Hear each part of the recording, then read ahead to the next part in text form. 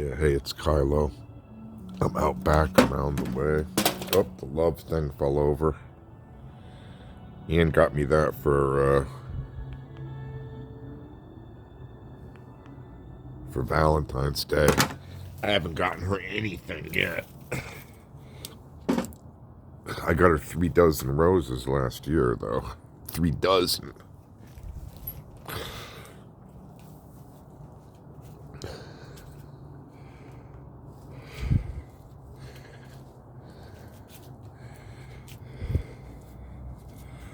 I got the dupe sticks burning. See, these are littler ones.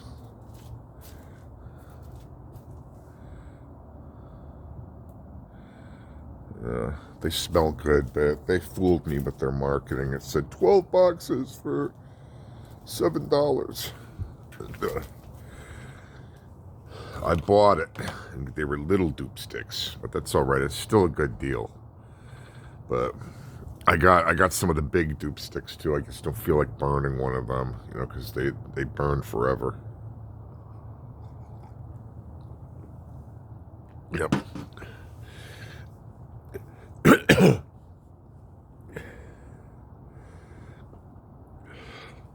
Sipping coffee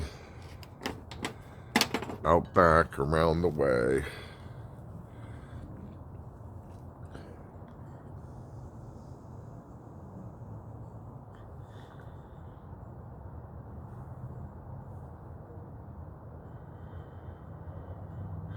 The art fell over. I don't know. I shouldn't have displayed it there, but when I was living in Pennsylvania, an early sponsor of mine, my second sponsor after I left, I had to leave my original sponsor, okay, for after 3 years, 3 or 4 years. And I was real sorry to do that. But yeah, I had I got a job out there in Pennsylvania and relocated out there and brought my crazy fiance with me. The one, obviously not Anne, okay, the one, this is 27 years ago, 28 years ago. And my sponsor, I don't know what his situation was, but he was like renting, probably renting a big, like, it was like a depressed area. It was like northwest up by the New York border, Pennsylvania border, up below Corning, right below Corning.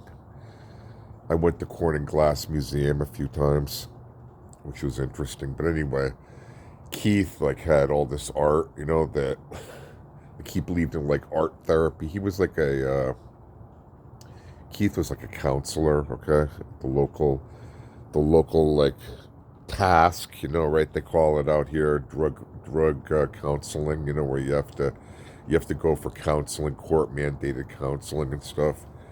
And Keith was never my counselor. I never I had moved out there to take a job, okay, but ran across Keith and liked what he was like an old hippie, right, guy from San Francisco, and I liked what he had to say, and Keith was a good guy, so he could never replace my original sponsor, though, but Keith was still the right guy at the right moment for me, and but anyway, he had like all these like big paintings. He used to do like I don't know, like art therapy with the people in jail or something, and he had some of the paintings were quite big, stretched canvases, like 6 feet by 6 feet, and stuff like that.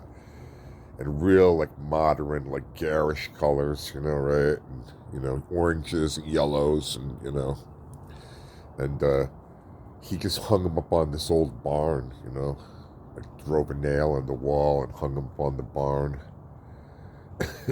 It looked cool, but I'm like, Keith, it's gonna get damaged in the rain, those paintings that the junkies did, And he's like, but until then the art hangs, or said something like that. And it was just really cool. He wasn't one for like flip statements, really. I don't want to give that impression, but it was just the right thing to say at the right moment. And it obviously left an impression on me because I put the art out here to be seen, okay? And it keeps getting blown over. So that's why I do that.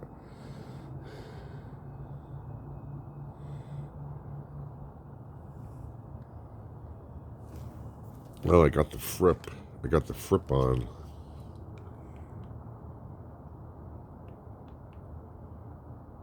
Yeah, this. I'm sneaking the Fripp, man. Out here.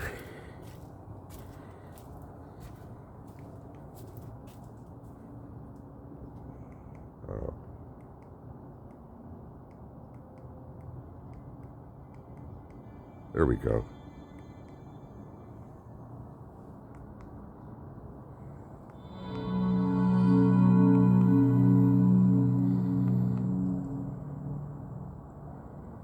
It's a little cold out here. I'm out here and I'm not uncomfortable, but I'm out here in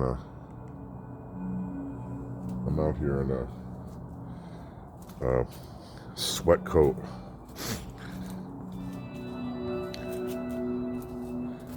Yeah, that's a little loud.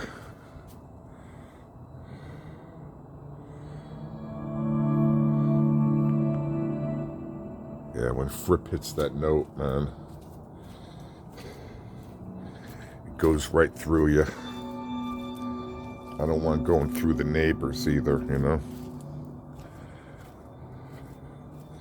I try to be cognizant. Yeah.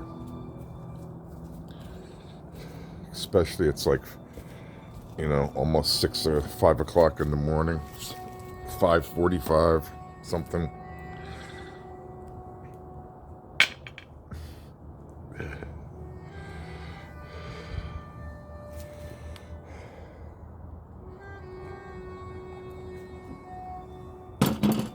Yep, sneaking the Fripp, sneaking the Fripp.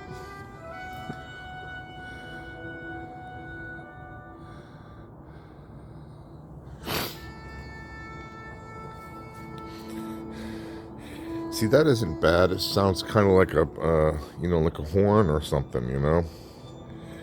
But I tell them, Fripp, stay away from the orchestra instruments. Don't sound like a cello or a horn. Don't have fat ladies singing with you. No orchestras, Fripp. The sound of the universe. The sound of the universe, Fripp. I like it. And have liked it for, you know, almost 50 years. You know, 47 years since it came out. You know, he came out, oh, maybe, I was a little young for Frippinino, okay? I could have, you know, but I just didn't know about it. I learned about it soon after. But, like, Let the Power Fall and stuff. Yeah, when that came out, that was like, I discovered that in like 81, okay, after we saw King Crimson and the new King Crimson in New York. I don't know why it's blurry. Self-adjusting screen. Let's give it some light.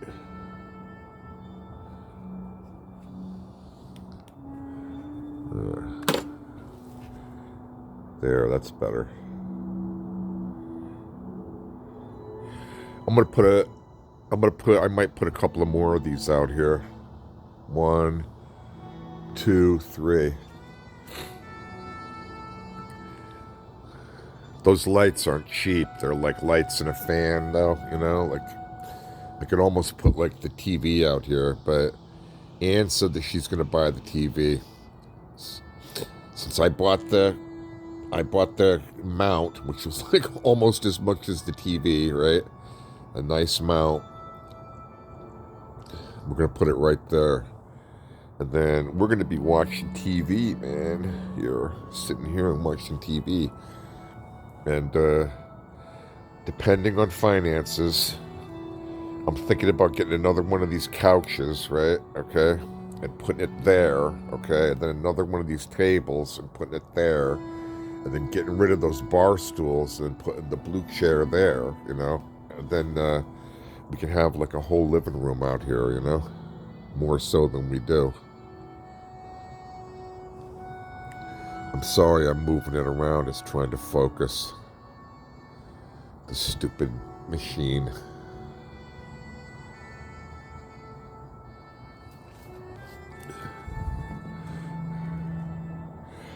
Oop, I gotta clean that up.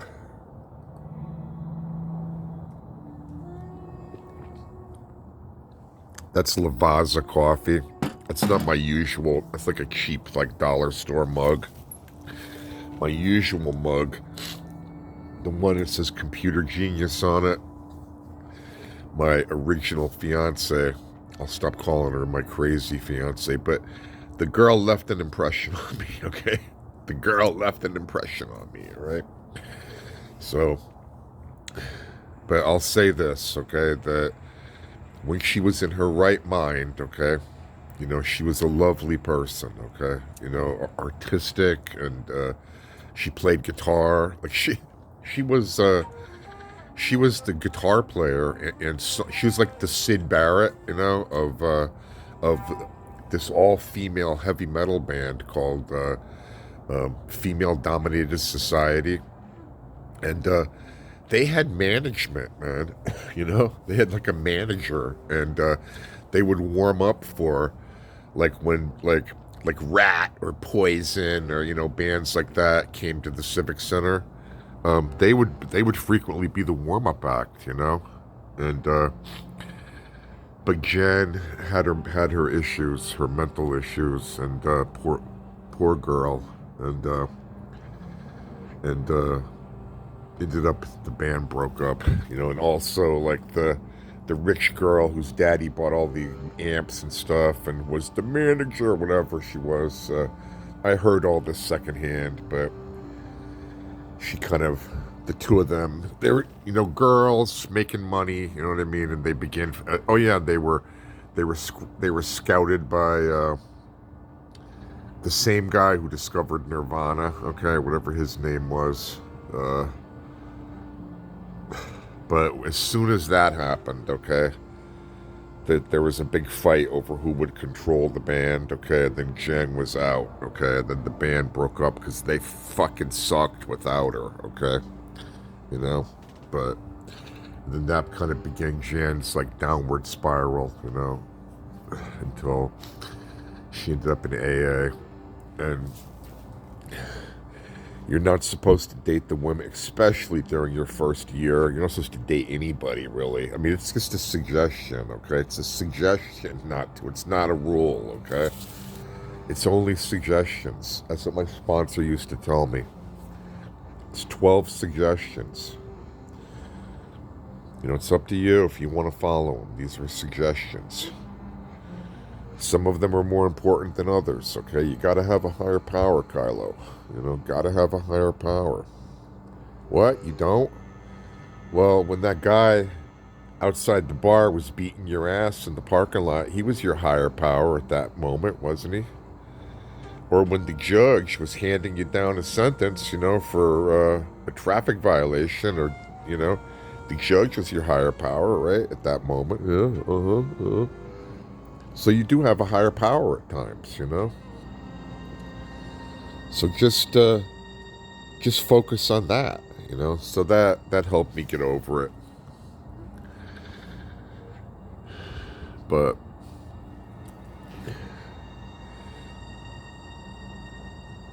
anyway,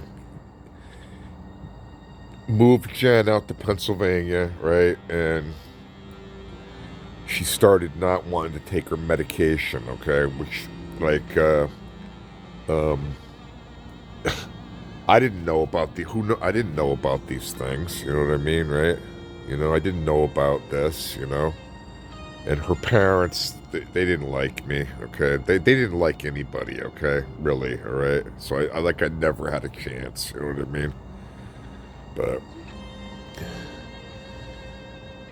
and that's when all hell broke loose, you know? Yeah. And I stayed with her for a year and a half after that, because Kiloh doesn't cut and run, okay? You know, at the first sign of trouble, you know? I tried to fix it, you know, but it was something outside of my control, okay? Something outside of my control. So, moved her to Arizona, which was another mistake. And the parents are like, don't take her to Arizona. I'm like, fuck you, I love her. I love her. Brought her to Arizona. Became even worse because there's like no support here, okay? None, you know? Show up once a month to get your meds, you know?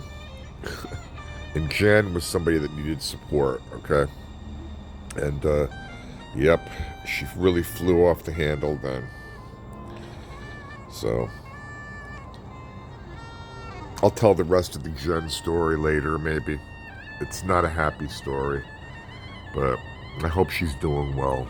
You know, I hope she's doing well. Wherever she is.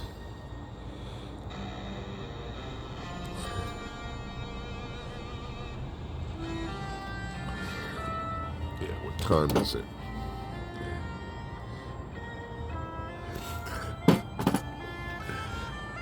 Yep, got the Fripp on. He's still sounding like a clarinet. Or maybe that is a clarinet. One really doesn't know, do one? One really don't know, do one?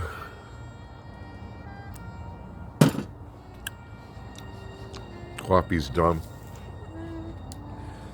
I drink Lavazza coffee because when I was in New York, I was good friends with the owner of a real Italian deli, Joe Di Tommaso. Real Italian, a good Italian. Owned an Italian deli, knew a lot about everything, especially making cheese, okay? He showed me how to make cheese. But he always told me, drink Italian coffee, Carlo. And it has to be roasted in Italy, not say Italian on the label, but roasted in Italy. He said, we Italians, we invented coffee. So we know a thing or two about it. So I've been drinking Italian coffee ever since. And I put something in there, it's called Jaggery. I get big bags of it on Amazon. It's just like cane squeezins. It's the juice that comes out of the cane, dried, no more processing. So it's kind of like brown sugar, but not really. It's more sugary, but it's brown, clumpy. But I use either Jaggery or honey, you know. If I'm dieting, like if I'm like, which is rare, you know what I mean? But sometimes I get the fit hits me, you know. Then I'll do like Splenda or Stevia or something, you know, and try to eliminate sugar, you know, altogether. But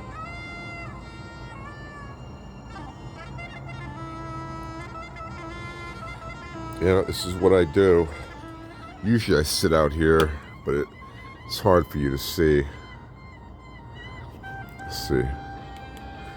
Yeah, usually I sit out here like this. And we got the Christmas lights out. We decided to leave them up because it looks so nice, you know.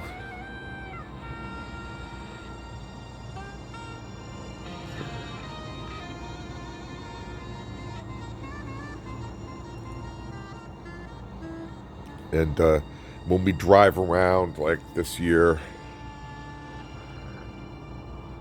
up in northern Arizona, I think we're going to go up to Meteor Crater this year, you know.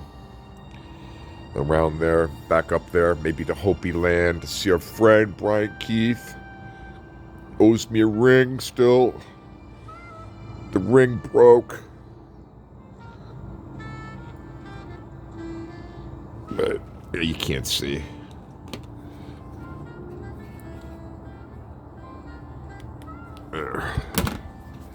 But I'm going to look for it. We're going to stop it. There's all these, you know, roadside places and stuff. I'm gonna keep my eye out for like old stuff to like nail on these, because it'll look good with like rusty, like I don't know, rusty shit, man. Like old license plates from the junkyard. Arizona license plates, the old orange kind, and rusty like farm implements. You know what I mean? Stuff like that. Like nail it up there. It'll look awesome, man. I'm in charge of the decorating out here. I said, okay, no problem. So this is like all my decoration. And I'm going to get more plants. Like I'm going to put a couple there. We left it open, okay, because we wanted to go in and out and not be banging our head on plants. But the TV's going to go there. Probably going to get knocked off by somebody. Hope not. And then some more plants, like at least like three more there, okay, right? Three more there. And then I'm going to start doing, when we go to Mexico, I'm going to start getting like the Talavera pots, like I have inside. And putting the Talavera pots out here with plants in it. It's going to look awesome. It's going to look awesome.